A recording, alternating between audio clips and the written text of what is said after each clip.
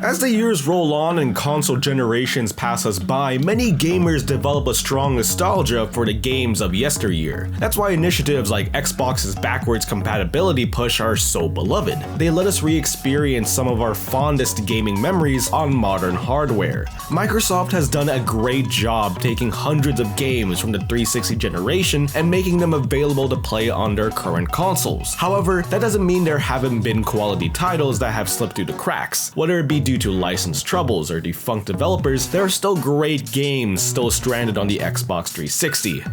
In the mid-2000s to early 2010s, the cultural understanding of Transformers largely revolved around Michael Bay's cinematic outings. Alongside this, Hasbro and Activision released a game that paid a bit more love to the source material. War for Cybertron was a Transformers fan's dream, a high-budget third-person shooter that dove deep into the established series canon, featured multiple campaigns, and most importantly, didn't focus on humans. Players are able to freely transform between robot and vehicle forms, with both styles of play rewarded in combat. The love for this game and its sequel, Fall of Cybertron, is well documented, and they would be great candidates for ports to modern consoles. Did you know there's a video game sequel to John Woo's Hard Boiled? In 2007, Midway Chicago, the team that later became NetherRealm Studios, worked with the legendary action director to release Stranglehold. They even got Chow Yun-fat to lend his likeness and voice to Inspector Tequila. The game takes obvious inspiration from Max Payne, with players entering slow motion constantly while shooting enemies. The developers took environmental interaction to the next level, mimicking the over-the-top style of John Woo films. Unfortunately, with all the rights and licensing associated with the project, not to mention Midway going out of business, it's unlikely that we'll see Tequila on new systems anytime soon. Soul Calibur has never been the most popular fighting game series, but it's always maintained a loyal fan base, particularly back when entries were released more frequently. The fourth game in the series was the first to be developed for the Xbox 360 and received strong review scores across the board. The fan favorite character customization was brought back, this time allowing players to alter a character's stats based on what equipment they gave them. The game is perhaps most recognized for its guest characters. Soul Calibur has a history of including fighters from other properties in its roster, but it's hard to be more high profile than Darth Vader, Yoda, and Starkiller from The Force Unleashed. If Disney maybe plays nice, we could see this game return.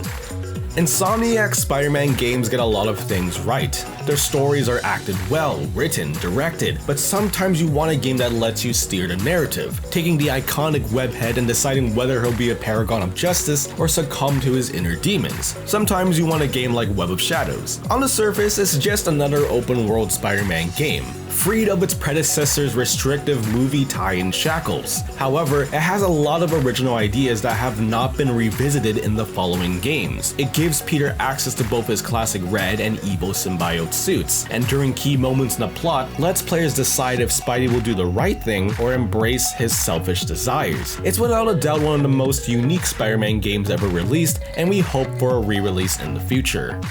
In an industry saturated by yearly sports releases, it takes a unique angle to stand out from the crowd, doubly so if you aren't able to license teams and players from a recognized league. Luckily, that's exactly what Midway was able to do, releasing Blitz the League 2 in 2008. The game was a continuation of their popular NFL Blitz series, now operating without an NFL license. The developers took the natural violence of football and ramped it up to an extreme level. Hits could severely injure players, and that's not an understatement, as you're treated to incredibly gory animations depicting bones breaking or tendons snapping, similar to X-ray attacks from Mortal Kombat. There aren't many arcade sports titles anymore, and certainly none that are rated M for mature, so it would be interesting to see the Blitz series return. Need for Speed used to rule the world. Entries in the arcade racing series come out every year, delighting fans with their high-speed races. The series isn't as prolific anymore, but there's a lot of nostalgia for the older games, Most Wanted included. It was Criterion Games' second effort in the series. They brought their Burnout sensibilities with them, focusing on taking opposing racers down, with a variety of techniques and causing massive crashes. Most Wanted also sports a large open world, giving players the ultimate speed sandbox to play in. A future remaster of this game seems likely, given that both Criterion's Burnout Paradise and Need for Speed Hot Pursuit were ported to newer systems.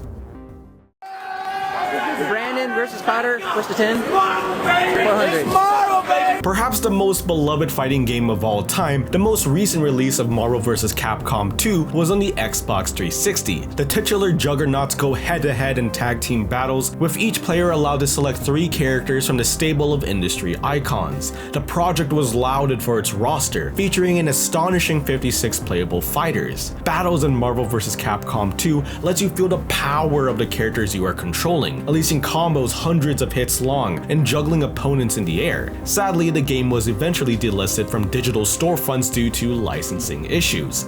Tony Hawk is an icon of 2000s gaming and made his way to the HD era in 2005 with American Wasteland. Not only did fans get to experience the smooth gameplay of the series looking better than ever, this entry also introduced the idea of having one giant level rather than separate ones you can select from a menu. The game's storyline revolves around a skate ranch, a skate park that you'll spend most of your time in. As you progress through the campaign, you unlock more areas in the park, further adding to your skateboarding sandbox. With the release of Tony Hawk's Pro Skater 1+2 remasters, maybe we can see other games in the series make a comeback.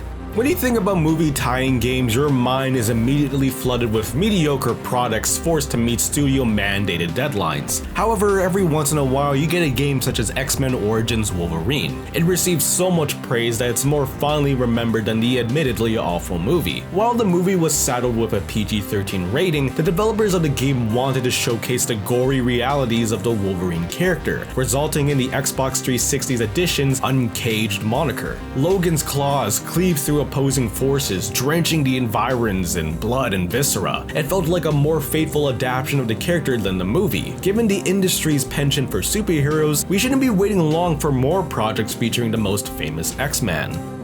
When Xbox unveiled their backwards compatibility plans, they did an amazing job making sure that the most prominent exclusives of the era were included so players could jump into them right away. That being said, there are some notable omissions, that being Forza Motorsport 2, 3, and 4. The series is owned by Xbox, so it's hard to understand why these games aren't included in the program. Perhaps it's because there's already newer entries in the series available natively on the latest Xbox systems, but that seems to discount the nostalgia players have for these older games. This could be easily rectified by Microsoft in the future, but for now you'll need to break out the 360 if you want to play these racing sims.